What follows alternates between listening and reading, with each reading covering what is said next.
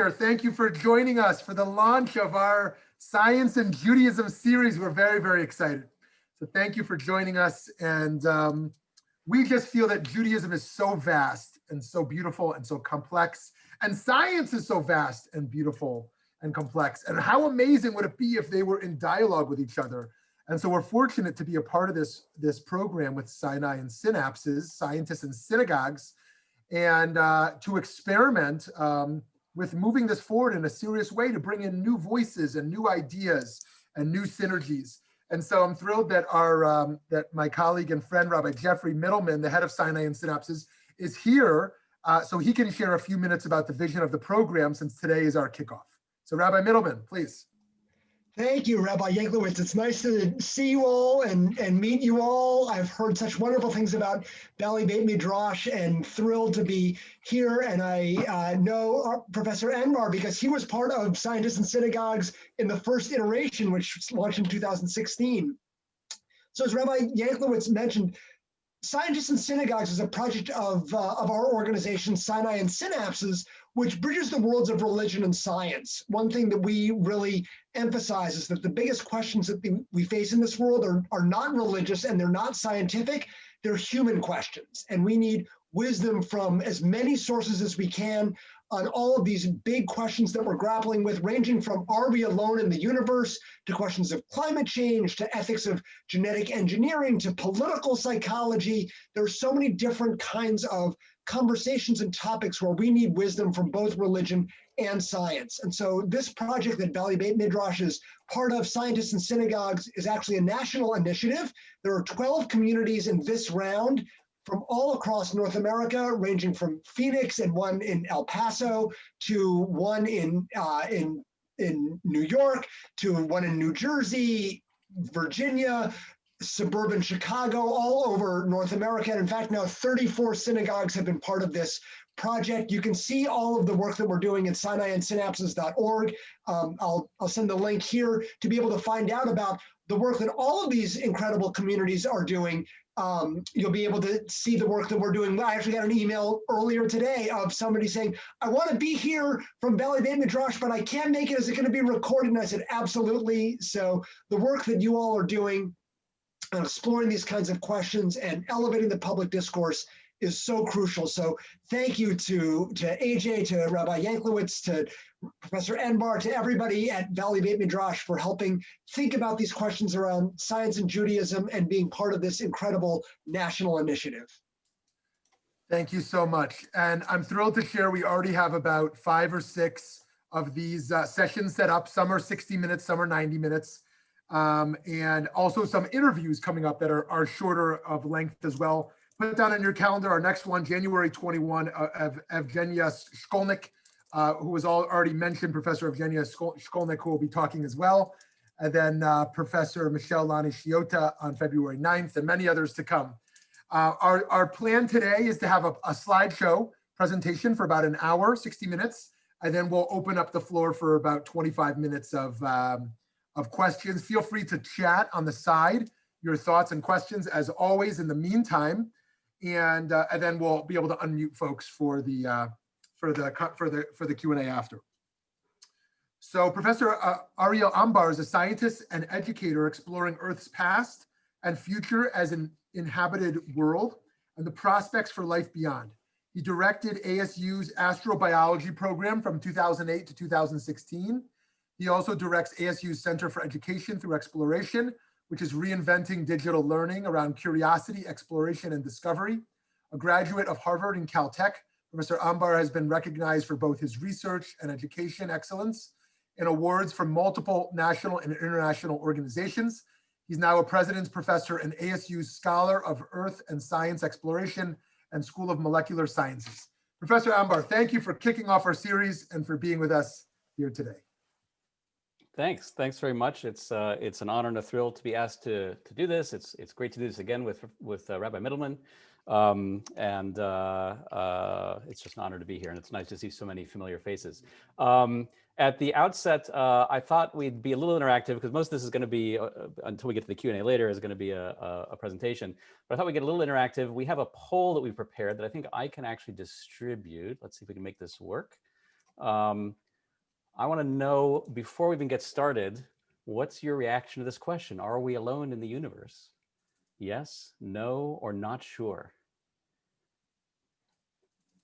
I'm curious to see if this changes at all by the time the talk is over. So we'll just wait a couple of seconds here while people do that. Actually, we can get started. We can just leave the poll open, right? And AJ, you can close it up when responses have leveled off. Does that sound good? Wherever AJ went. That sounds good. All right. Oh, AJ is behind the sign. I got it. All right. So I'm going to share my screen here so that we can actually get started. Looks like the poll leveled off and we have the results. All right. So most of you think that we are not alone. That's about what I would have expected. So that's a pretty typical response. So I'm curious to know if that's going to change by the time we're all done. Let me just change this here a little bit here. I'm very curious to know. All right, so what I'm going to do here is talk to you mostly about the scientific search for life on other worlds, but also its intersection with, I'm going to frame it out with its intersection with certain religious questions and concerns, and particularly some Jewish thoughts. I may not have any answers in the end to any of this, but hopefully this will at least stimulate your thinking and fire your curiosity about this topic of searching for life in the universe and its intersection with some of the things that we care about in our spiritual and non-scientific lives. I'm a scientist, so I apologize at the outset. I'm going to try to keep the science from being too technical.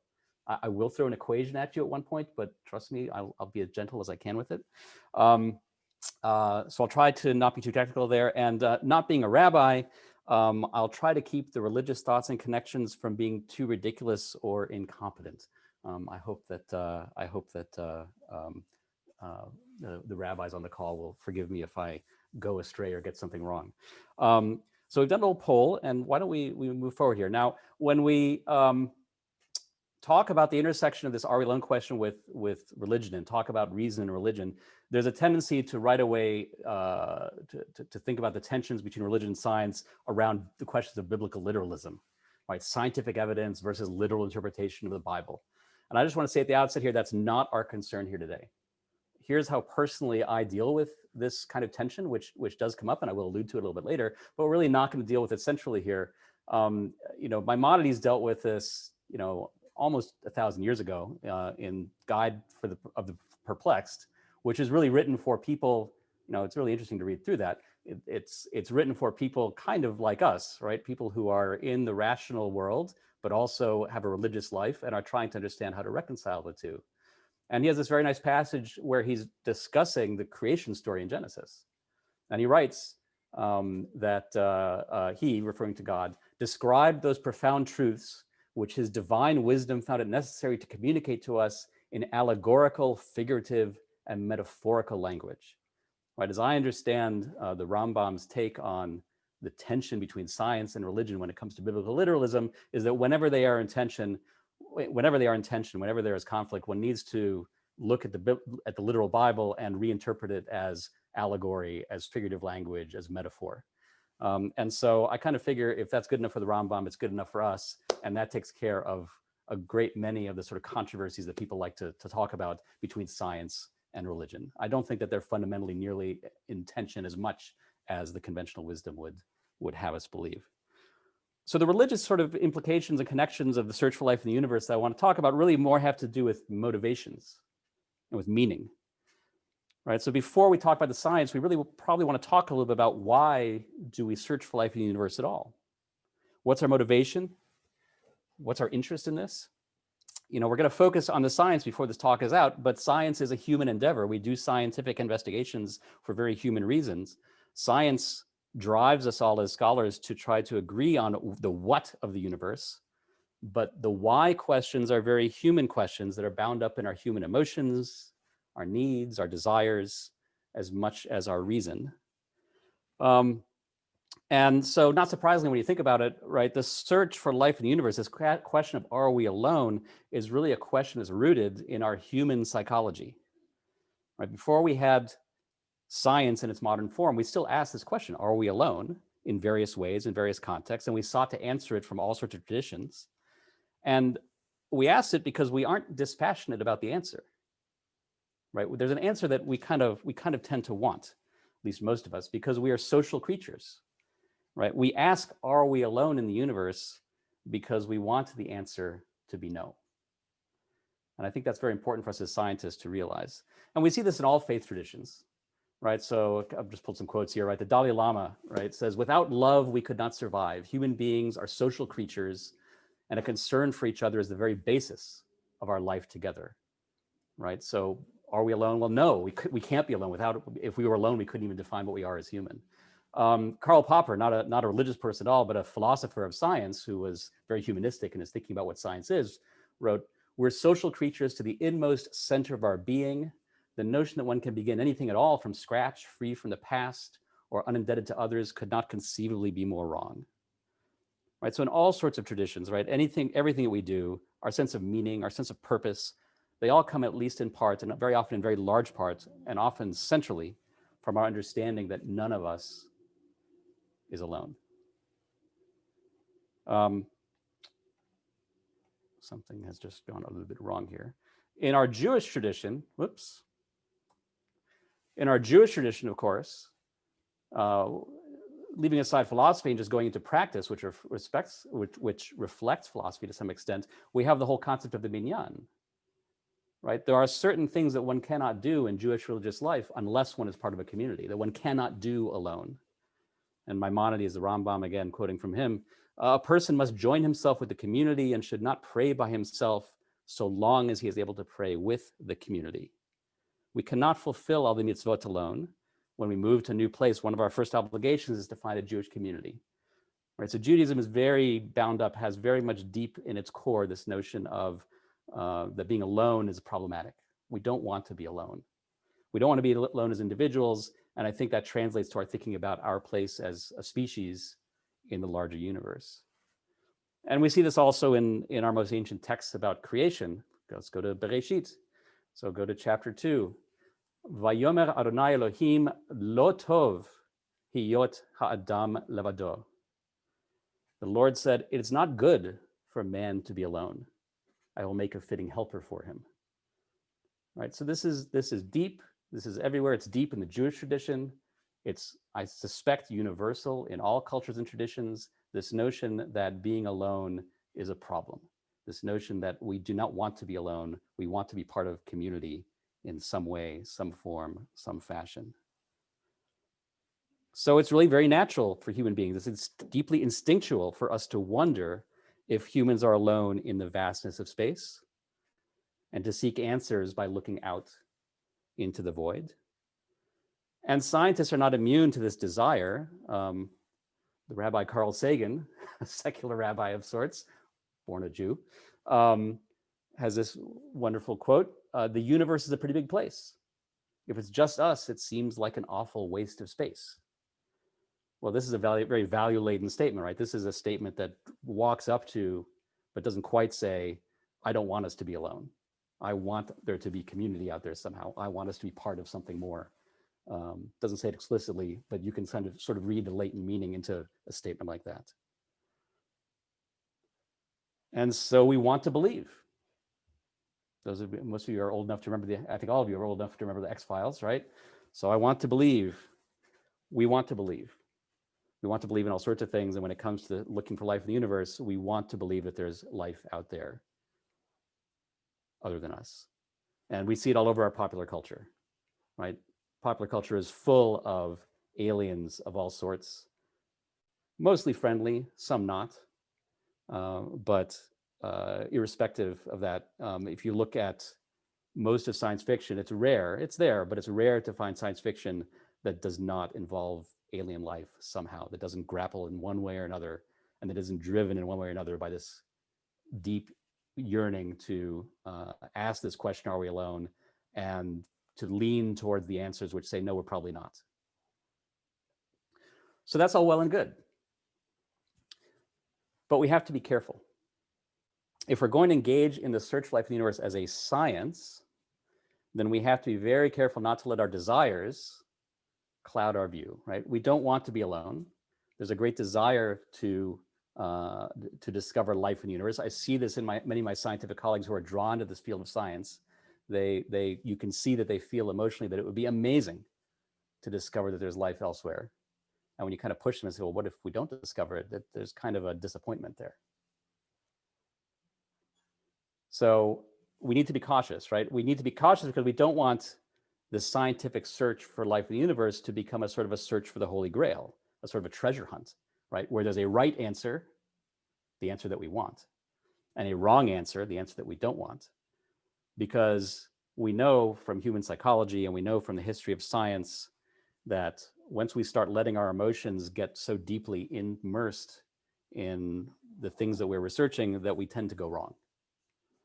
And we know this from many walks of science, but we know it in particular from previous astronomical studies that tried to look for evidence of life elsewhere. The most notable would be the research into Mars 100 years ago. So Mars has fascinated astronomers and non-astronomers on Earth for for centuries, for millennia in simple ways, and scientists, modern astronomers since the dawn of modern astronomy. And in the late 1800s and early 1900s, early telescopes were aimed at Mars.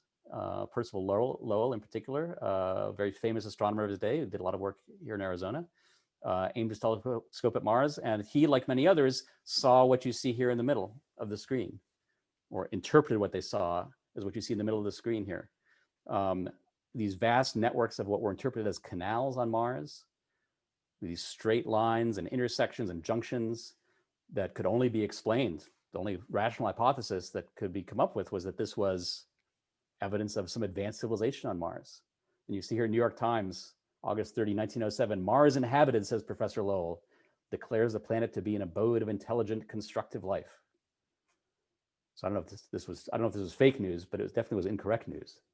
What Mars really looks like is there on the left. Those are Hubble Space Telescope images of Mars. And what Lowell and others were seeing was the result of atmospheric distortion, plus a lot of wishful thinking. They saw what they wanted to see because there was this romantic desire to believe in alien life elsewhere. And so they fooled themselves.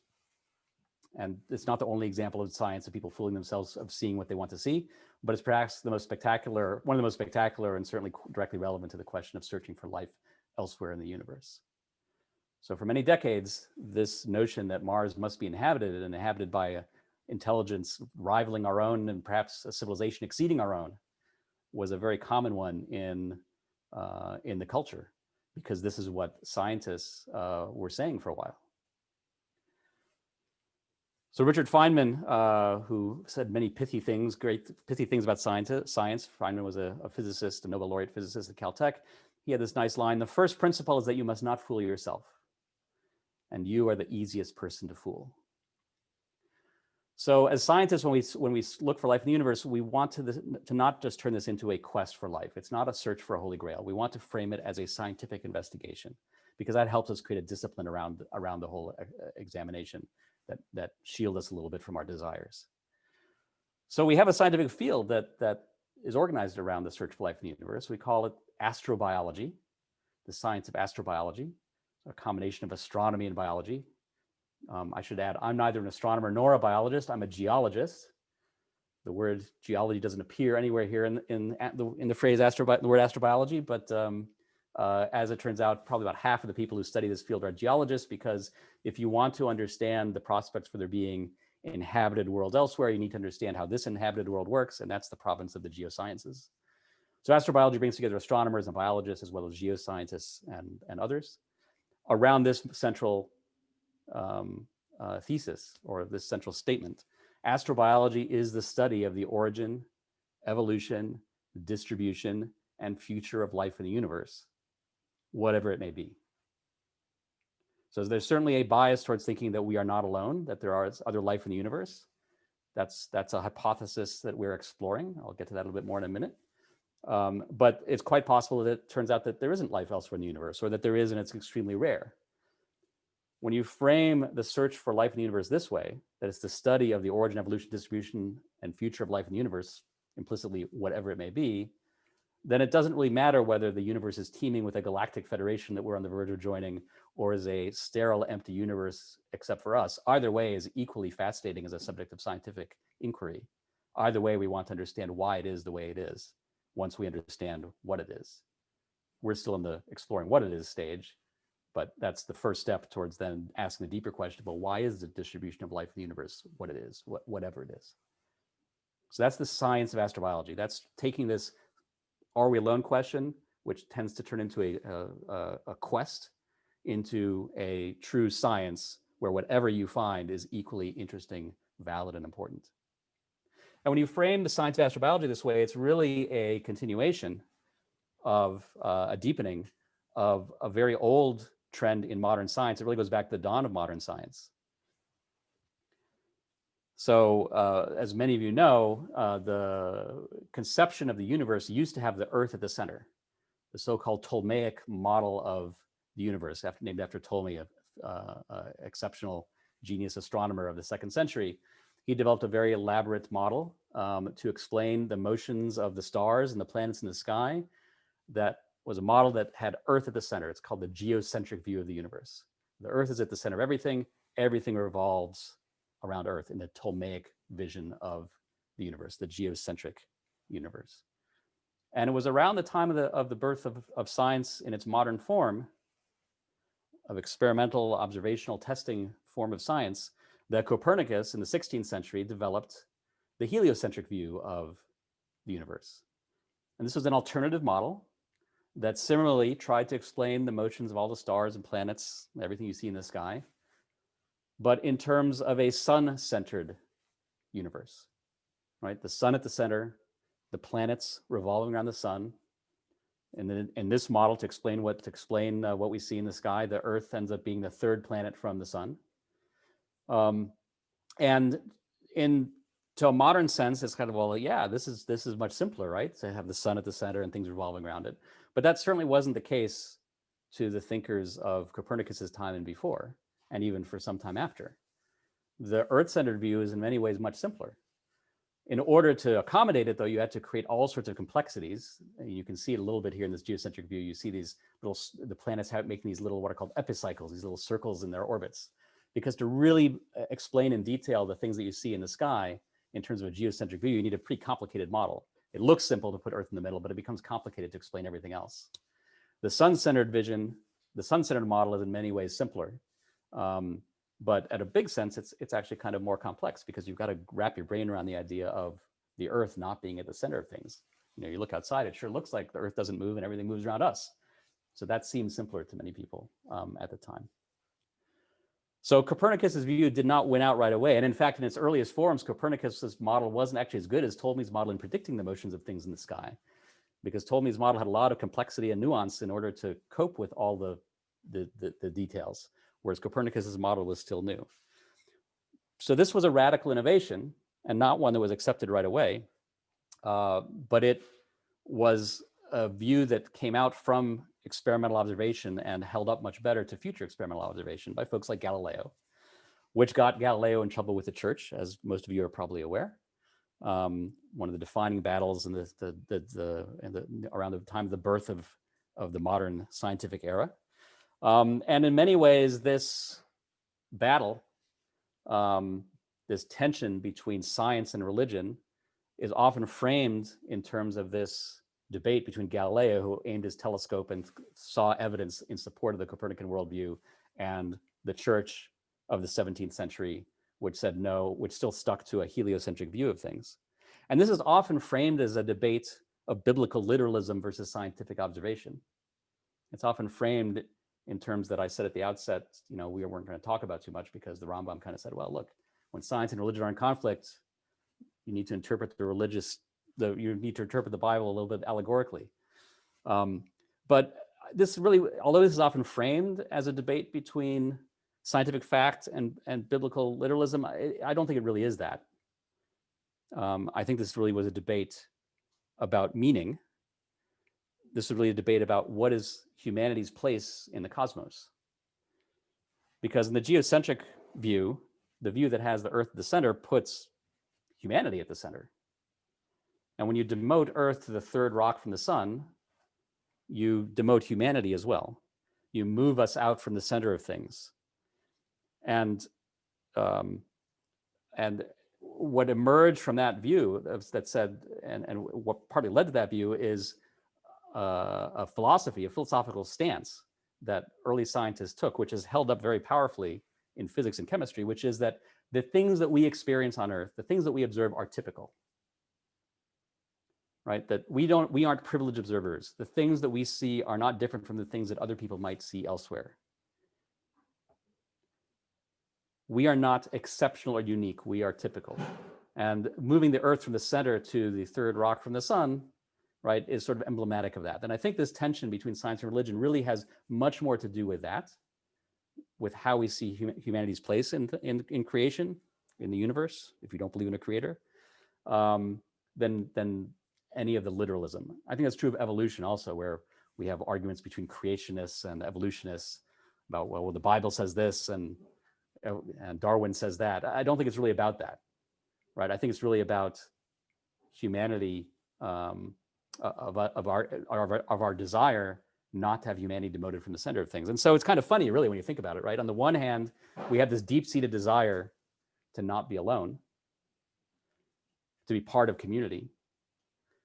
But on the other hand, we also have a deep-seated desire to be special, to be unique in some way.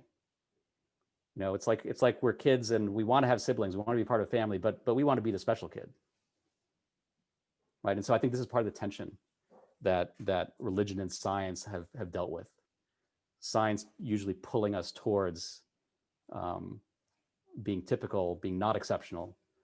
Religion very often, religious worldviews trying to pull us or emphasize or find or discover what's special and unique and important about us as humans and each of us humans as individuals. That's, I think, the fundamental tension, really.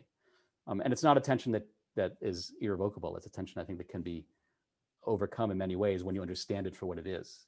When you understand it's not about debate between science fact and words that were written long ago by people who simply didn't have that level of observation of the universe. So to come back to the search for life, the science of astrobiology, what are we exploring then? So I gave you this vision of the history of science moving from the Ptolemaic to the Copernican worldview, from the Earth-centered view to the sun-centered view, this notion that we are typical. So in physics and chemistry, astronomy, that's certainly been true. The science of astrobiology is essentially exploring the following hypothesis, that the Copernican revolution applies to biology, that in terms of biology, we are also typical in the universe. Right? Most of you think that we're not alone in the universe. And that's because most of us have internalized this notion that the things we observe on Earth are probably not unique. I mean, in details, they're unique. Each of us is a unique snowflake. But the things that we observe on Earth are things that have happened on Earth could happen elsewhere. In physics, in chemistry, astronomy, that's certainly true. We've internalized the notion that it probably applies to biology, which is why the current thinking is that, yeah, this Copernican idea, this notion that we're not privileged observers here, applies to biology as well. And hence, if it happened here, it should happen elsewhere. And that's a fine hypothesis. I bet it's right. But it needs to be explored. We don't really know if it's true, because right now we only have one example of life in the universe, and that's here. So what I'm going to do now in the remaining, the next 20 minutes or so, is walk through some of the science. I'm going to give you a whirlwind tour of the science of astrobiology, give you a sense of what we know and don't know and how we try to organize our thinking. There's a few ways to go about this. One thing to realize is that there is this kind of tension in these kind of discussions and presentations. You know, are we as far as what kind of life we're talking about? On the right, we have microbial life. On the left, we have alien intelligence. We scientists tend to get just as excited in many ways about microbial life as about alien intelligence, because right now we don't know about evidence of any life anywhere other than this world. And so we focus a lot on the origin of life and the possibility that there could be life of any sort elsewhere. We also figure, for reasons we'll get into later, that microbial life is probably more common than advanced intelligence, so it should be easier to find in some ways. But when we ask the question, are we alone, as people in the popular culture, which we are, as even those of us who are scientists, we also live immersed in the popular culture. We're really thinking about intelligence out there, right? You know, I've done this survey sometimes with kids in my classes, you know, do you think that we've already discovered microbes elsewhere? And a lot of kids think we have, that, oh yeah, we know there's microbes. They're still fascinated with the are we alone question, because when they ask, are we alone, they're thinking about aliens. They're not thinking about microbes. And that they know that we don't know if there's aliens out there. So we're going to focus this presentation around this question of alien intelligence, not just microbial life. And I warned you at the outset, I'm gonna throw just a little bit of math at you, because you know this is a sophisticated Jewish audience, so I figure I can do this. We're not gonna solve any equations. I just want to throw you one equation at you that, if you're familiar with this topic, then you've heard of this before. It's barely an equation. It looks a little intimidating, but it's barely an equation. It's really a way of organizing the things we don't understand. So it's called the Drake equation. It's named after a famous astronomer named Frank Drake. And he, back in the early 60s, came up with this way of thinking about the search for intelligent life in the universe, that the number of civilizations that we could communicate with, which we'll call N, is equal to the product of a bunch of things, each of which is actually pretty simple to understand. This is a kind of a stacked probability kind of a thing. So the first term of the Drake equation, R star, this is the rate of formation of stars that could host Earth-like planets. Could be in the universe, could be in the galaxy, depends on what space you're talking about. We'll focus on the galaxy here, right? So how frequently do stars that could host Earth-like planets form? That's the first term of the Drake equation. The second term is the fraction of those stars that have planets, right? It could be that every star has a planet. It could be that no stars have planets except for ours, or somewhere in between. It's a very simple concept. Then for those stars that have planets, what's the number of Earth-like planets per solar system? You know, is an Earth-like planet a unique thing to our solar system? Is there only one place that's happened, or is it a common thing that happens all over the place? And then the fraction of Earth-like planets on which life begins. Because we're going to define what Earth-like means in a minute, but Earth-like doesn't necessarily mean that it has life. So once you've sort of gotten a sense of how common Earth-like planets might be, well, on what fraction of those does life begin? Again, we don't know the answer to this question. We'll talk about the uncertainties in a minute. And then of the planets on which life begins, what's the fraction of those on which intelligent life evolves? And then just because you have intelligence doesn't mean you have radio telescopes and other kinds of means of communicating across the vastness of space. Dolphins are intelligent, but they have flippers. They don't build radio telescopes or rockets, right? So then you have F sub C, the fraction of planets with intelligence and a detectable civilization. And then finally, the last term of the Drake equation is the average lifespan of the detectable civilization. How long does a sophisticated civilization survive? Turns out that this is the most uncertain part of the whole thing, and the whole thing swings on the value of L, right? So, you know, if you don't like math, just ignore the math, but it should be kind of intuitively sensible to say that, well, the number of civilizations out there with which we could communicate, the number of advanced aliens that could be out there right now would depend on these things, right? How many stars there are that could host Earth-like planets, the fraction of those stars that actually have planets, the number of Earth-like planets per solar system, the fraction of Earth-like planets where life begins, the fraction of those on which intelligence evolves, the fraction of planets with intelligence that have a detectable civilization, and the average lifespan of detectable civilization. You can always do like a Passover prayer around all this, right? It's like Had Gadya or something like that, right? It's like the stacked probability thing. So we're going to walk through now each of these terms very quickly. Maybe not so quickly, but we're not going to take too much time or go into too much depth to give you a sense of what we do and do not know. Because it turns out this equation, this is organizing the things that that in 1961 we didn't understand. Now we've made a lot of progress, but there's still a lot here that we don't understand. And so this is an equation that organizes our uncertainties. And as it turns out, as you go from the top to the bottom, we move from things that we actually know pretty well to things that are really uncertain. So it's a very nice kind of way to frame the search for life in the universe and this are we alone question. So the rate of formation of stars that host Earth-like planets. So we live in a vast universe. This is a picture from the Hubble Deep Field. Everything you see here in this picture is a galaxy. We think there are something like 100 billion galaxies in the known universe. This is from a little patch of sky. Take a quarter and hold it up and look through a quarter and look at it for a long, long time, and you'll get this image. That's essentially what the Hubble Space Telescope did when they did this Hubble Deep Field image. And in that little quarter of space, there's this immensity of galaxies. And overall, we think there's some 100 billion galaxies in the known universe. We live in one of those galaxies. We live in the Milky Way galaxy, which we understand fairly well.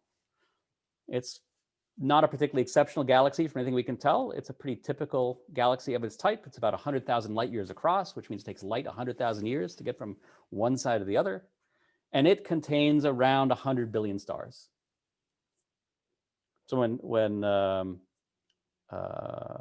Carl Sagan says, it'd be kind of a waste of space if we're alone, 100 billion galaxies, each containing 100 billion stars, that's a lot of opportunity, right?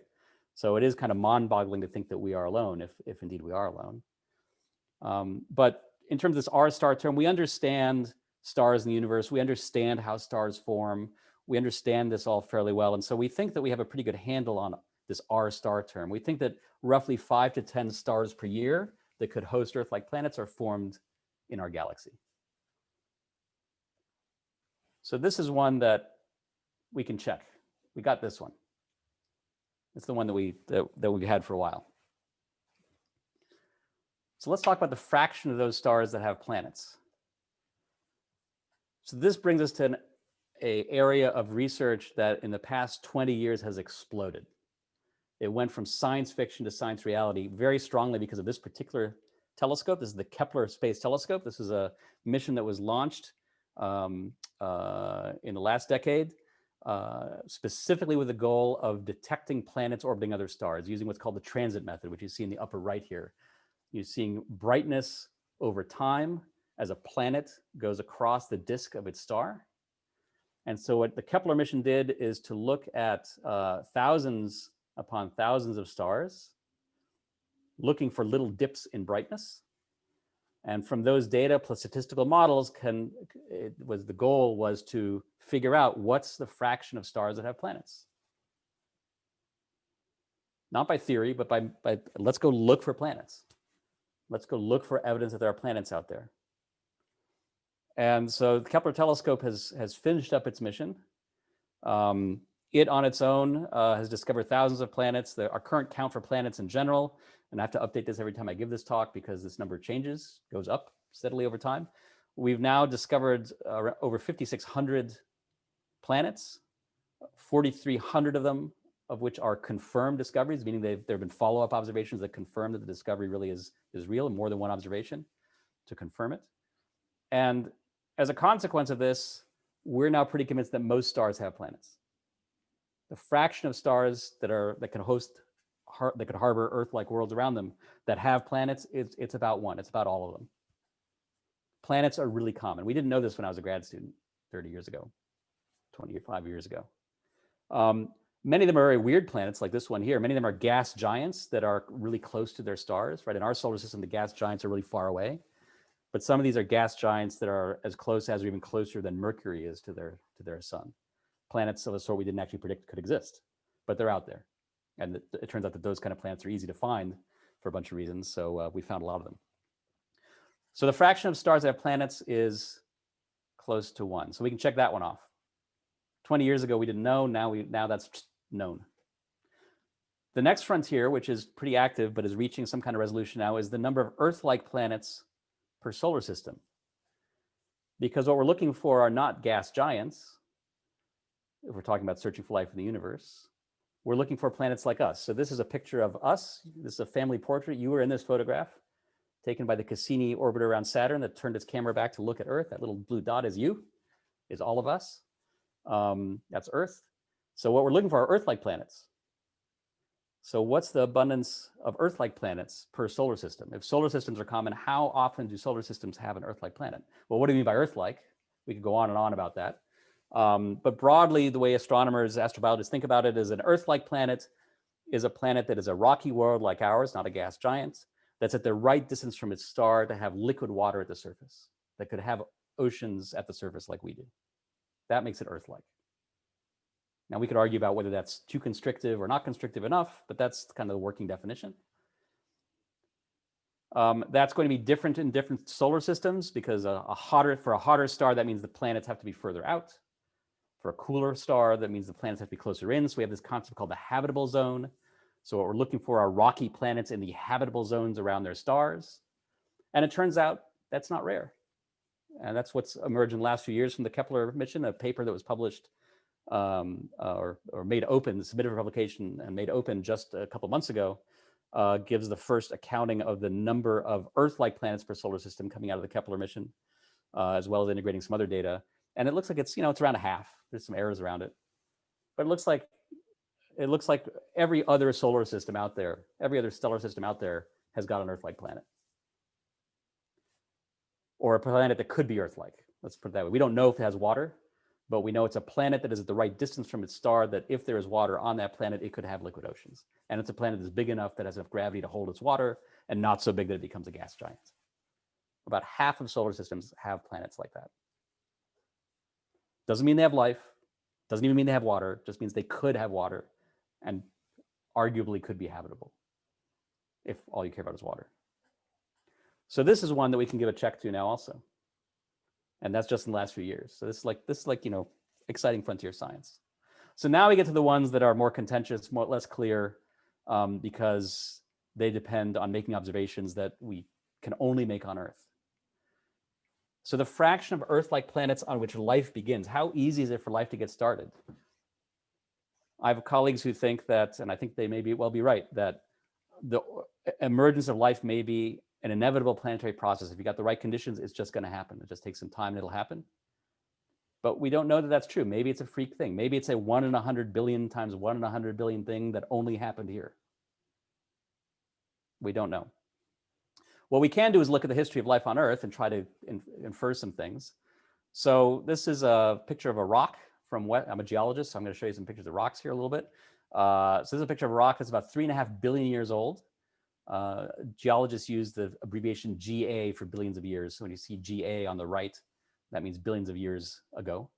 So, or billions of years old. So this is a rock that's of a type that's called a stromatolite.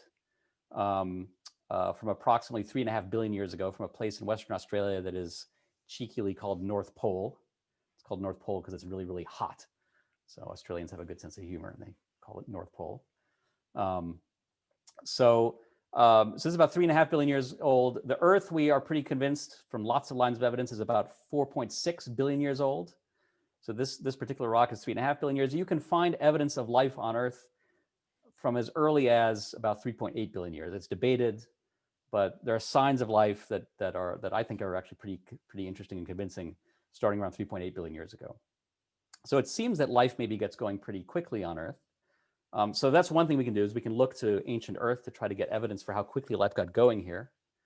The other thing we can do is we can look in our solar system, right? If we found evidence of what we like to call a second genesis, if we found evidence of life elsewhere in our own solar system that we could convince ourselves arose separately from us, an independent origin of life, that happened twice in one solar system, well, then the odds of life being common are pretty good, right? If it happened twice in one solar system, it probably happens inevitably in many, many places. So that's what's driving now a lot of the search for life in our own solar system. So here are the planets in our solar system. We have a lot of places we could look. There's been, as you are probably aware, lots of effort to look for, to explore Mars. This is a panorama from the Curiosity rover, which is squirreling around Mars right now. Most of these missions have not had as their explicit goal to look for evidence of life, but they've been looking for evidence of water and past water, and evidence that Mars in its past was a habitable environment. And we have good reason to think from these investigations that in the past Mars was, but today probably not. But in the past it might have been, and so there's a lot of interest in further exploration of Mars to see if we could find evidence of ancient life there. Now what I'm going to do here is try to show a little movie, because there's a little trailer here from the next Mars mission. You might be aware that there's a mission on its way to Mars right now that was launched last summer, the Mars 2020 mission, which has another rover, which lands in February. So it lands in just a little over a month. So let's see if we can make this movie play, and hopefully it comes through for you guys. Here's the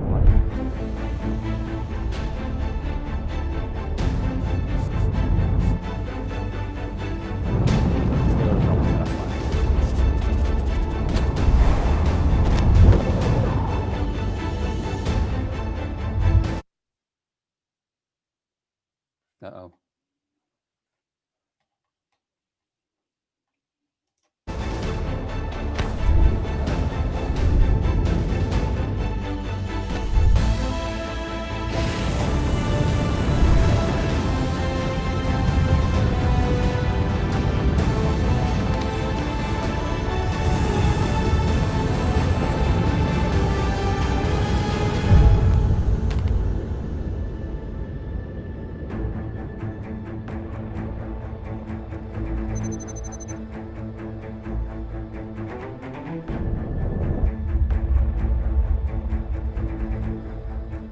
So did you catch that? February 18th, this thing lands.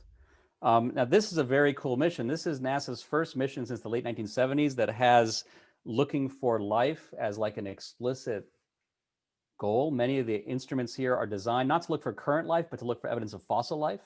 I'm not going to go through all these instruments because, frankly, I don't understand most of them. But this is a mission. It's a rover that is following up on the previous rovers in order to look for evidence of past life on Mars. And the most exciting thing about it for many of us is it's actually going to drill and store samples in a little canister that is designed to be picked up by a future mission that is still being designed and bring those samples back to Earth where we can interrogate them in the lab much more carefully than we can do on a remote rover.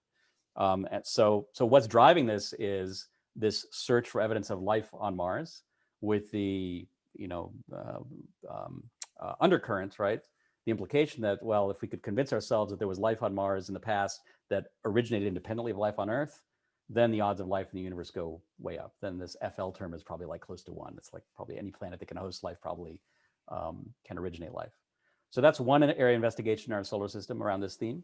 The other is driven by discoveries in the 1970s that life exists even in the cold, deep, dark ocean near these hydrothermal vents, these areas where magma from the Earth's interior interacts with water and creates superheated plumes of material, hot water, and chemical environments in which microbes of various sorts can thrive and other organisms can live off of that. So this is life that is cut off from sunlight. It doesn't have anything to do with photosynthesis or the kind of biology that we're normally used to, metabolism we're normally used to. And so conditions like that might exist elsewhere in the solar system. Jupiter's moon Europa, we know, has a subsurface ocean that at the base of it could have the same kind of processes. And so there's a lot of interest in the possibility that there could be life beneath the surface of Europa. And there's a mission planned called the Europa Clipper mission that will be an orbiter that will be designed to look closely to get a better idea of what might be possible there. It won't be directly looking for evidence of life, but it'll be understanding the context.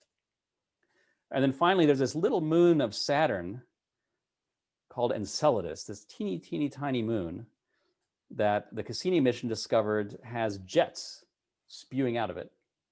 Jets of icy water. They're coming from a liquid water subsurface ocean, most likely. And the analyses of the plumes of material flowing out of there are that these are plumes of water. It must be a source of energy to melt the ice to make water. There are almost certainly are reactions going on like that happen at the bottom of the Earth's oceans between water and rock that create conditions conducive to life.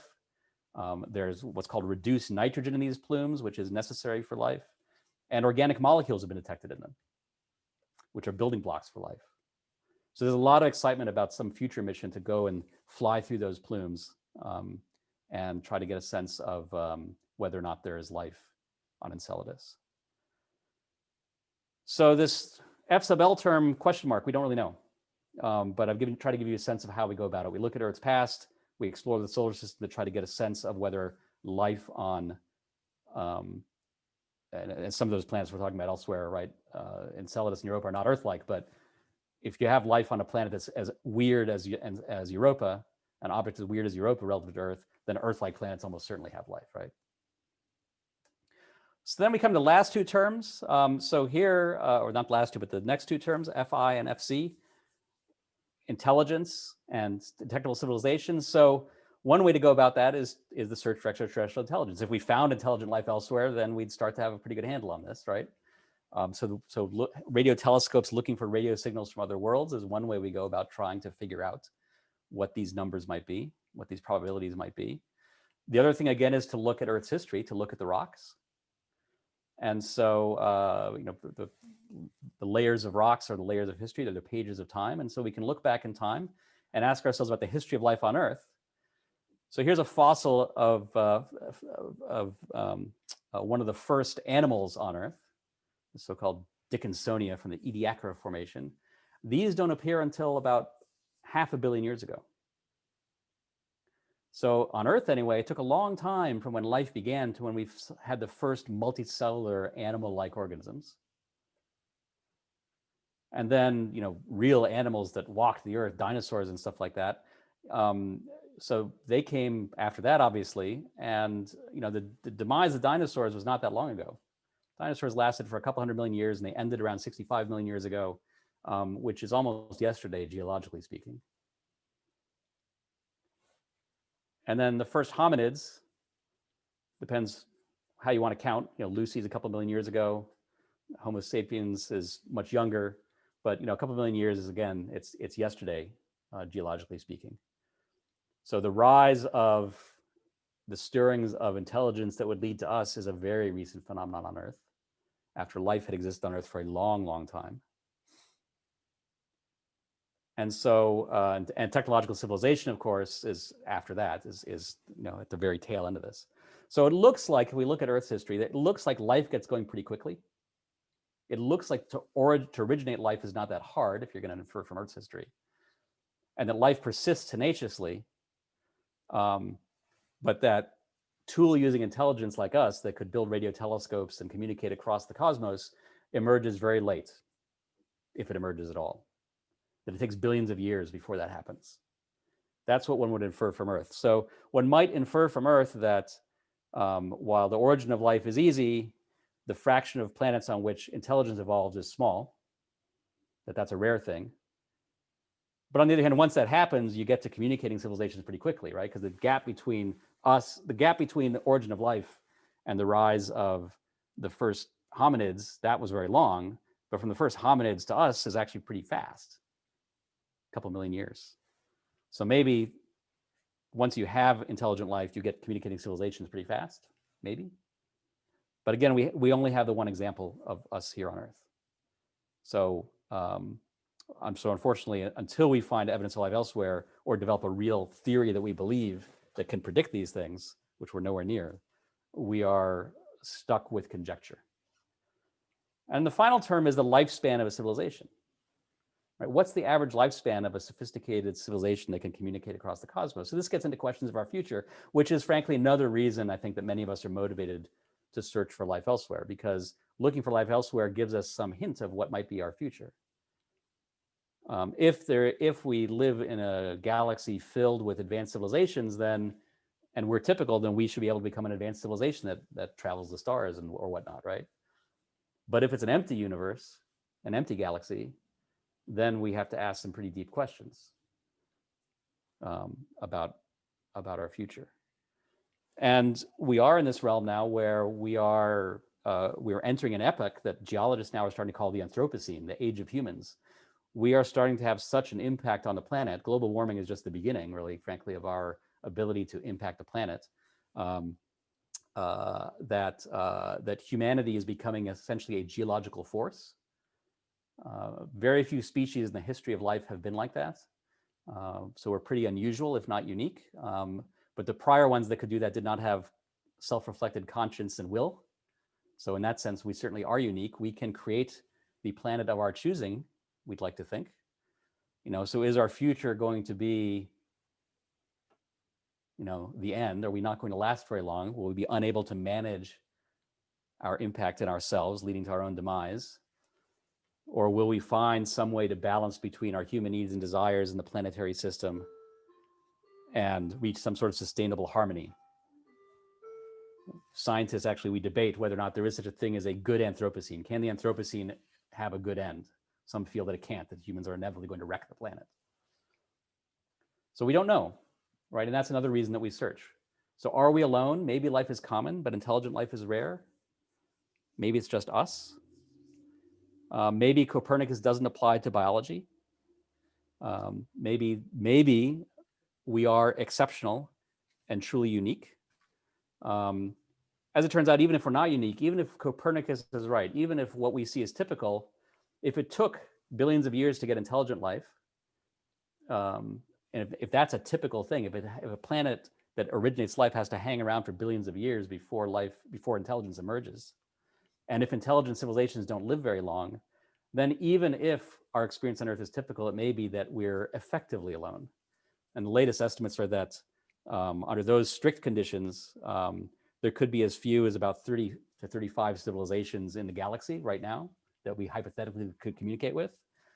And out of 100 billion stars, to have only 35 civilizations means in practice we're alone, even if our situation here is typical. That's a possibility, depending on what typical really means. But it could also still be true that, in fact, we are completely unique. It could be true that the origin of life is a freak event, or the origin of intelligence is a freak event that is incredibly unlikely, such that perhaps we are completely alone. And now, just to wrap up and bring it back a little bit to Judaism, many of my colleagues and many of us, I think, are unsettled by that prospect, the notion that we might be alone. It's so different from the conventional wisdom right now. But I think we have to ask why that makes us unsettled, right? It makes us unsettled in a way because it places a huge emphasis on ourselves. Because if we're alone in the universe, then it's not just that our own future depends on how we treat this planet. It means that the future of life in the universe depends on how we treat this planet and on what we do. It's all on us. And it's not our choice to be in this position. It's a choice that's been made for us by the nature of the universe. I mean, if that's the way it is, then we've been chosen, which as Jews should sound a little familiar. So maybe that's actually not such a strange idea. I mean, if it starts to sound a little bit like Tikkun Olam, that we have to take care of this planet because it's an incredibly precious place in all of creation, maybe that's the way it is. So the search for life elsewhere, until we find an intelligent species somewhere else, which may not ever happen in our lifetimes and our children's lifetimes and our children's children's lifetimes, the search for life elsewhere should drive home to us just how special this planet is, just how special our place on this planet is, and special potentially truly in a cosmic sense. The Rabbi Sagan said, "We are a way for the universe to know itself." And that may in fact be true, because we may be the place where this is all happening. And the future of that is then all in our hands. And so may that possibility, that's the case, may that possibility renew our dedication to our own ideals of making this world all that it can be. Thank you. I'll be glad to. Beautiful. Professor Anbar, this is so fantastic. I learned so much and I'm so inspired, and I'm so glad we have a half hour to ask you questions. And I'm going to take the privilege of the first. I have dozens I could ask you, but I want to make space for others to ask their questions. So here's my first. I think that when we talk about religion, we oftentimes think that we're talking about the realm of truth as opposed to the realm of experience. So I want to ask a question not about truth, but about experience, phenomenology, if you will. And that is to say, this session mostly today has been about looking outwards, what exists outwards. And I want to ask the question that every religious tradition does and every spiritual practice asks, which is looking inwards. And how has this worked for you, if you're comfortable answering personally, or how have you found others in your field have experienced a new type of spirituality based upon this type of study? Now, let me go a little bit deeper on that question. One way to ask the question is, do we see commonalities between the micro and the macro? That's to say, the human body, social dimensions of life in relationship to the macro of how we think of the solar system and beyond. That's one way to ask it. The other way to ask it is the spiritual concept of oneness, which every spiritual tradition holds in one way or another, of oneness of all life, oneness of all existence. How does zooming out or zooming in help you or not help you to think about that? Well, the second one is maybe easier. Scientists are also driven by a kind of a oneness, appeal to oneness, right? We try to develop theories that we can extrapolate elsewhere, right? So we have theories and ideas about what life needs, what life requires, what drives biology, and then we look for evidence of that elsewhere, right? And so there's this deep sense, right, that whatever we discover out there and however surprised we're going to be, and we know we're going to be surprised because our imaginations fail us, that we'll be able to understand and comprehend it in terms of the laws of physics and chemistry as they are applied to what we call life, as we understand them here, right? I mean, that is itself a kind of we scientists, when we talk about it as scientists, don't talk about that as spiritual, but there is certainly a spiritual element to it if you start thinking about that, thinking about it using that language, right? What was it? I think Einstein said something like, the most remarkable thing about the universe is that it can be comprehended at all, right? I mean, that's, when you start having these sort of metaphysical thought, I don't think you can really study science as a thinking, conscious person without stumbling into these kind of metaphysical areas, right? And you have to kind of half hang up your scientist hat when you step into them, because they're simply realms where science can't really guide us, but they're there. So why is it that I mean, the whole notion that we can make observations on Earth that we can extrapolate elsewhere, that's remarkable, right? That speaks to some kind of oneness and unity in the universe that underpins the entire thing and underpins the scientific enterprise. Why should it be that way? I mean, that's just an axiom of science, right? That it is that way. But if you want to get metaphysical, why should it be that way? I don't know why it should be that way. Because of God, creator, however you want to phrase that. The first question you asked about inner versus outer, what comes to my mind when you ask the question is, and I guess Rabbi Wasserman isn't here. So many of you know I attend the new shul. So Rabbi Wasserman has thought a lot about this tension between religion and science, and wrote a very nice essay a couple of years ago, trying to argue that the tension is really, shouldn't be there, because if properly understood, both science and religion are fundamentally empirical, right? Science is dealing with the empirical outside of observation of the make of the universe that's replicable, and religion takes care of the domain, or deals with the domain of observation that we make that's very personal and internal, that inherently can't be replicated, right? You and I cannot have exactly the same experience of things. There are things that we will experience and feel that are different, and religion is trying to, in part, help us understand these experiences that we have that are fundamentally subjective. And I can't do justice to his essay, but that's kind of how I try to deal with that duality. Beautiful. Thank you, friends. Please unmute yourself if you want to jump in with a question.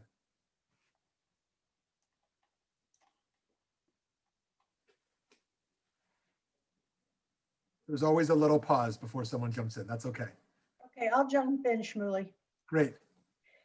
If you'll bear with me, because I don't know that I can do this sort of otherwise.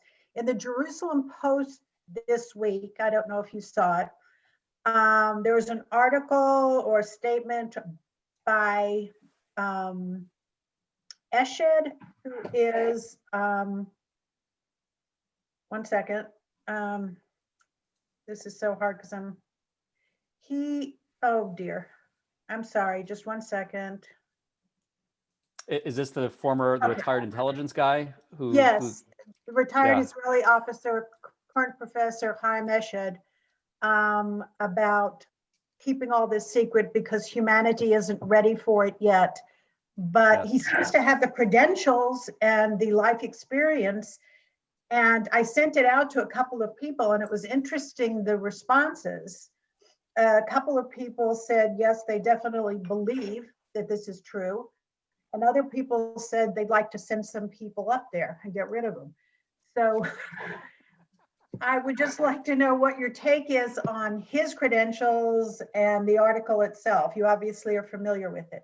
I only know from news accounts, so to help others. So as a news account, retired, former Israeli, he was highly placed in Israeli military intelligence, I think, if I'm not mistaken, who was interviewed by a reporter and talked about how that it's known to the intelligence services that there are aliens, that there are agreements and deals with them that U.S. administrations have made, and is being kept secret until we're ready for it. So you can probably tell by my kind of half smile that I don't take I was going to say, I can tell by by my demeanor. So my gut reaction to it is, well, severalfold. But at core, our governments are not all that good at keeping secrets, especially for a long time, especially big ones. I mean, we see that over and over. So to me, the notion that that there has been contact made, that somehow has been kept so secret that nobody knows about it, and then this older fellow blurts it out to a journalist, strikes me as not inherently, the context makes it not very credible, right? So why would he be saying this to a reporter, right? Well, if the conspiracy is so well done that nobody's heard anything, then why is he able to pop off to a journalist during an interview, right? Right. Right. So and if the conspiracy is so bad that can happen, then there should be like leaks all over the place that are more credible even than that, especially in the scientific community. I mean, scientists and academics are really lousy at keeping secrets. I mean, it's just not what we do. We're wired to make discoveries and shout about them. So you have to postulate that somehow whatever scientists were brought into these conversations were, have been somehow kept very, very quiet. And that somehow this has happened without there being any evidence that the rest of the scientific community has looked at that is like the kind of replicable, useful evidence that we can chew on as scientists. So I find it hard to believe. It's not impossible. I mean, I'll say at the outset, though, it's not impossible. There are things we don't understand. There are now credible reports of unidentified objects that have been, New York Times has reported on now that U.S. military intelligence has made publicly available. There are things that we don't know, but to leap from that to saying that there is alien intelligence, let alone the whole story that he spun, strikes me as far-fetched. Great. We have a question here from Sohan. Sohan, do you want to yeah, there you go. Hello. Hi, Professor. Hello. Hi. I have a question about like the day of judgment and extraterrestrial life. How do you imagine that might work?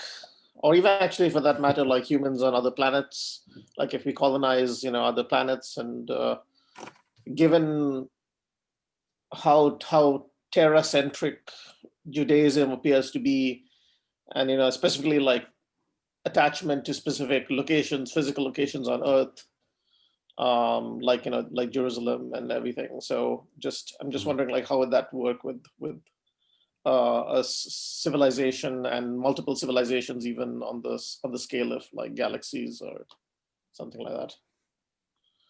Well, there's a few questions wrapped up in there, I think. I mean, I think it is interesting to ask whether there's life elsewhere or not, if humanity spreads to other worlds, how will religions evolve to cope with that, right? Will religions evolve to cope with that? Will there be a need, right? So I mean, at a very practical level, there will be some sort of need, right? You don't face east when you're on Mars exactly. So what, in terms of ritual will somehow evolve. But you're asking a deeper theological sort of question, I think.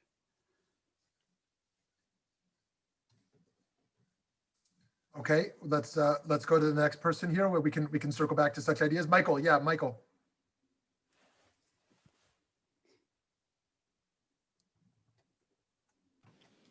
Well, one thing I've worried about that you didn't mention, different scales, was kind of, I wondered about the concept of infinity and the scale of, I mean, perhaps, you hear concepts now of what was before the Big Bang, or possibly other universes.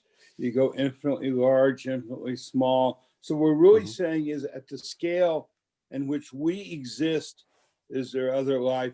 Is there, and I know this is maybe beyond what science, but have a concept of different scales, and as we get smaller and smaller, as we see the size of the universe, is that also kind of what our place is and all that, and in life. So there's what science can deal with, what science can investigate, right? Which is the universe as we perceive and understand it. Once you get into sort of the metaphysics of other universes, which is at the, there are physicists, cosmologists who try to deal with that notion, and it's at the boundary of what I would say physics and metaphysics, right? Because these are ideas that we kind of dream up, and then we ask, is there a way that our physics could actually even test the idea of there being other universes, right? The whole multiverse concept, and we don't know. The jury is still out on that, right? So at that point, science stops as we know it, right? Because it's a level that's out right now, and we're in the realm of speculation. So could there be other universes that have, where there is life that doesn't interact with us in a normal way that we're used to? Yeah, but it's in the realm of speculation, right? Right. It's not We in have the a realm of question here something that we from could test. But we'll David. just say one more thing, but the Oh, yeah. history Yeah. you've gone through with us is a history of that scale expanding. Yep. Starting with the Earth as the center, then the Yep. solar system, and then Then the galaxy, beyond. then- And we now see it on the edges again, the possibility of expanding beyond our universe. I think your intuition is right and kind of comports with mine. Let me put it in slightly different terms. There are a number of, at the end of the 1800s, there were a whole bunch of observations piling up in physics that kind of contradicted each other and the existing view of how the universe worked, what the rules of physics were, that kind of, built up until Einstein came up with relativity, which started to unlock some of these things, right? And then quantum mechanics came along and provided theories and ideas that explain many of these observations that otherwise didn't make a lot of sense, that didn't fit together. They left us with deeper mysteries too, but now 100 years later, a little more than 100 years later, we also have a pile-up building of observations that are kind of puzzling, like dark matter and dark energy, right? That most of the universe is made up of stuff that has mass, that has gravitational effect that we see on motion of galaxies, but we don't know what it is, and it doesn't seem to interact with light, right? If there really is a mysterious matter, right? What's that all about? Dark energy, right? There seems to be a force pulling the universe apart, right? Slowly. It's not going to fall apart tomorrow, but so these are weird things, right? That we can't understand, and so I think we are kind of building up a set of weird contradictory observations that some future theory is going to blow our minds about, and maybe it will be some kind of have implications of multiverses and whatnot. I don't know. Very nice. It's fun to Okay, speculate. we have a question here from David Don. Friends, don't forget to ding me a message if I'm, in case I'm missing your hand up. Thank you, David. Thank you. So I recall that Albert Einstein was asked the question, if he were to come back in 500 years, what question would he want answered? And I believe he said, I want to know, is the universe a friendly place? I'm not sure I quite understand the question, but the way I take it is the universe, is it tending towards supporting life, or is it hostile to life? That's how I take it. And if that's true, are there any trends that you can see in this study of astrobiology where you can, if not state a conclusion to the question, at least say, Yeah. okay, we seem to be finding that that there is a direction. Right. So let me answer that, and I'll take it one step further to what a friendly universe might be all about, right? Which gets, again, metaphysical and spiritual, maybe. So one is, I think I mentioned before, I have colleagues at ASU who make a pretty convincing case. I think the current science, best understanding of the science of life and planetary habitability would agree with this, that the universe probably is a pretty friendly place for life, right? That it's probable that life emerges pretty easily when the conditions are right. I think the most scientists who study this will agree with that as a bias, right? It's not a proven fact. It's just a hunch, right? It's an intuition, and that's why we get excited about looking for evidence of life on Europa or Enceladus, right? We wouldn't get excited about it if most of us didn't think that it was likely that there could be life there, right? If we thought these were inhospitable environments. So there is this tendency right now, based on what we know, to think that the emergence of life may be sort of kind of an inevitable planetary process, just like other planetary processes, just like the emergence of continents, the emergence of atmosphere, that once a planet's going for a while in certain ways, you will eventually get the organic chemistry going to get life as we know it. So it may well be, and I think if I had to put money on it, I wouldn't put a lot of money on it, but I would put money on the side of the table that says that it's probably a friendly universe for life. But I think there's another layer of friendliness, which is, okay, so let's say it's a friendly universe for life, and let's say it's also not a particularly hostile universe for the emergence of intelligent life like us. Let's say that there are many other civilizations out there. So here's the friendly question: are the rules of the universe such that on any planet that has life, you're going to get evolution and intelligence that will develop social behaviors that will promote cooperation and ethics, as in some ways as we might know them in their alien context, but still, right? Versus aggression and violence and destruction, right? So another layer of what a friendly universe might be one where, the rules not just of physics and chemistry, but of biology and social behavior that follow from them are such that cooperation and ethics and selflessness and tikkun olam and these sorts of ideas, right, are universals of intelligent species. That's a nice idea. Maybe it's all wrong, right? It may be quite the opposite. And science fiction, you can see we have speculated on both things in our popular culture, right? Both sides of that. So if I can jump in with a question of ethics, and I honestly don't mean this to be a question that's offensive. I'm more interested in just the types of answers you could provide here. Okay. Why should we not to be offended? Why should we invest money in this study? Meaning, as Jews, we know we have ethical obligations to our families, our Jewish community, to those who are suffering in poverty, to the study of the human body and health, and the list goes on, right? But the allocation of billions of dollars to this study, what would be moral justifications as to why there should be serious investments in these fields?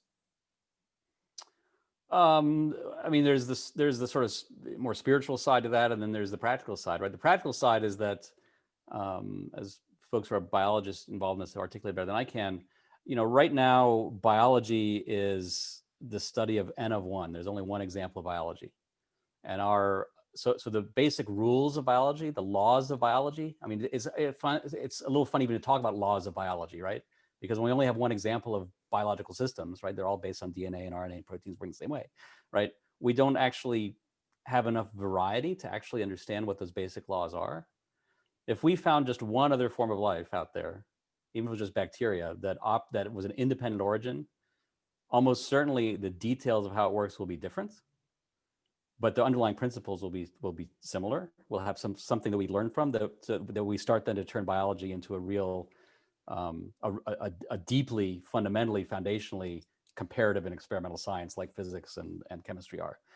I don't know what the practical benefits of that would be, but they almost certainly will be profound, right? It's hard for me to imagine that understanding better what is life and how it works wouldn't have all sorts of very practical ramifications for us. So if I were a better science fiction writer, I could probably come up with some. So at that level, we could certainly give you sort of practical ethical justification, which is probably what you really want or need, depending on where the question is coming from. But the bigger one is that this is actually, in the scheme of things, very little money that goes into this compared to what we spend on many other things.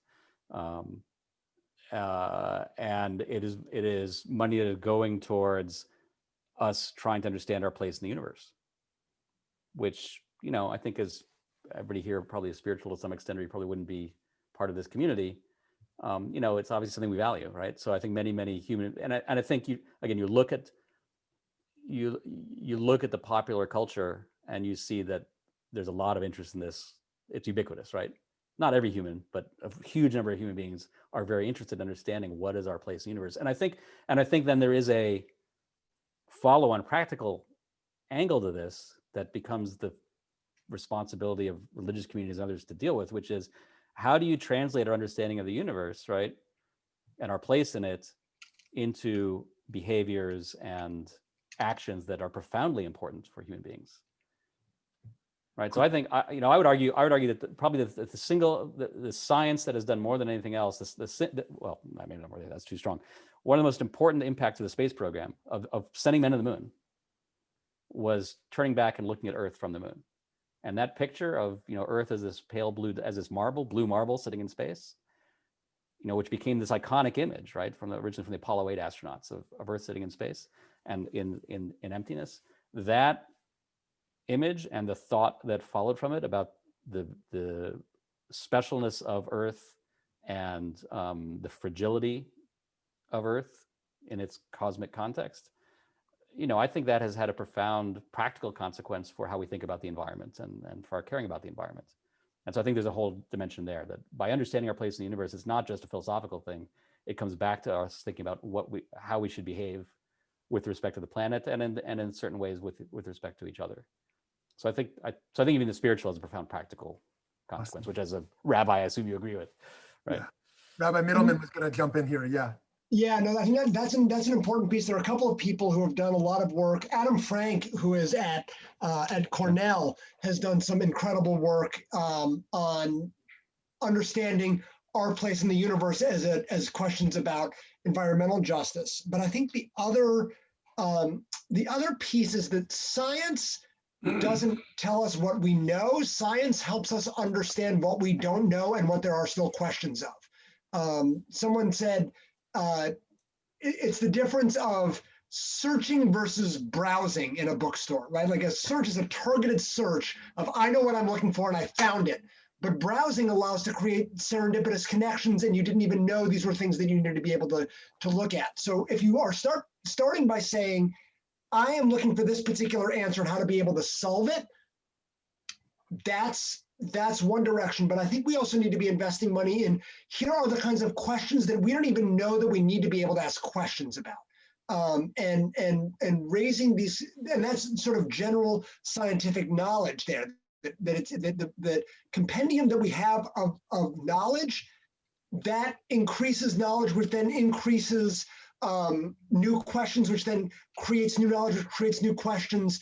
And that then redounds on questions of education, of being able to educate our children, to be able to have more knowledge now than we did previously. And so a lot of science is going in with, I think this is what the question is, but I don't know. And I think we can't invest in that answer of saying, here's the answer and I want to see if this is accurate. It's, I want to find out, what is this going to do? Very interesting. So AJ has a question on the side here directed to you and to me. I'll let you take the first stab. If life is found elsewhere in the universe, how would that impact our relationship with divinity? Would anything change? Would everything change? So the last one is the easy answer. I don't think that everything would change. I think some things might change. I think it depends on your notion of divinity. I think different religions might have different challenges. I don't want to speak for the religion, but I think in Judaism, I don't see that major a challenge, right? I mean, I'd be curious to hear from the rabbis here if you see a big challenge to if we find that there's alien intelligence, whether they're Jewish or not, right? So there's more tribes out there that that do or don't know of God, right? I mean, that's not fundamentally theologically challenging. I think if you're Christian, it poses interesting challenges. So I have two thoughts here. The first is I think that Judaism, by and large, certainly with many exceptions, embraces anthropocentric theology, that humans are the pinnacle of creation and the center of existence. And I think that would really challenge that basis of the highest obligation is the saving human life. The second is that wherever there is suffering, there is moral obligation. If we were to found that there is sentience among other beings, that would raise profound questions of moral obligations. To those other beings. To those other beings. Vis-a-vis those other beings, yeah. But would that, would it, yeah, okay. Or to flip it one other direction, what about rights? What if they actually had more to offer than we did? Do we have rights to claim? Okay, Rabbi Middleman, you gonna jump in there? Yeah, no, I wrote a piece for Nautilus, which is a science magazine And I just feel like whether there's a multiverse or not, Judaism can take it. Of the question, not just life on a universe, but what if there are other universes too? And that's something that also we don't know the answer to, and there are a variety of different ways of thinking about this. That I think Judaism and its view on theology can adapt and change. And I don't think it would necessarily, I don't think it would totally eliminate Judaism, but theology would change in the same way that the language that we talk about God has changed over centuries and have incorporated in new scientific knowledge. So when we take the Torah out, it says Adon HaOlamim. Not Adon Olam, it's Adon HaOlamim, which is the ruler of all of the universes there. Now, I don't think that means that there is absolutely a multiverse, and the rabbis knew that in the liturgy, and they were going to talk about that there's a God of all the universes here. But we would be able to say, if we were to discover, life on other planets or life on other universes as well, we would be able to adapt and change. We would need to. But your language, Professor Anbar, you said at the beginning of this idea of chosenness, it doesn't negate, Judaism being the chosen people, that doesn't negate God having a relationship with other people. Right? Exactly. There is a specific kind of relationship that happens under certain parameters, but it doesn't mean we're better. It doesn't mean that it means that there's a specific element here, and the way that God would interact with other beings would be a different kind of relationship, just as God has a different relationship with different people throughout the world. Great. So we have time for one last question from Lois here on the side. She says, I wonder if there had been life on other planets in the past rather than something there presently. We know the Zohar says that God created and destroyed many worlds before this one, but obviously we can't know about something destroyed. But do we know anything about history in this regard? In terms of on other worlds, no. But that gets this question of what's the lifespan of. Well, gets this question of what's the lifespan of intelligent civilizations, right? I mean, maybe they tend to live very short lives, and we'll go out there and we'll find evidence of ruins of worlds destroyed, as you put it, right? Yeah. I missed one other question. Dudley Cunningham has a question he's been trying to get in. Excuse me for that. Thank you. A few minutes ago, we were talking about how if there was liquid water on a planet, it was the right distance from its sun, life would very probably evolve. Would you say that life would probably evolve, intelligent life would evolve on its own without some sort of, directionality? I mean, I'm thinking of the shape of our ear and the connections in our brains seem to be so involved with, there seems to be intentionality about that. And I was wondering if you wanted to comment on that. Intentionality is a difficult thing because it's always retrospective, right? So it always looks like it had to be that way and was purposeful to get this way because that's what you know when you're looking back, right? Right. My biology friends would tell us that there's no intentionality and that there's no directionality, and that even most of my evolutionary biology friends would say that even the emergence of intelligence is the result of a series of accidents and may or may not prove to be actually a successful biological experiment, right? That would be the scientific view, which is a little disappointing, I know. Beautiful. So we need to pause here, and we're very grateful to Professor Anbar for this wonderful opportunity to learn with him, and that he's here in our community, and that we get to see and continue to learn from him. And thank you, Rabbi Middleman, for helping us launch this program forward. And all of you who are going to join us, please give us feedback. Please give us continued ideas. Please follow our upcoming programs we're offering. Mark on your calendar, January 21st, Evgenia Shkolnik is our next Science and Judaism program. Have a wonderful day. See you all soon. Thank you. Thank you all.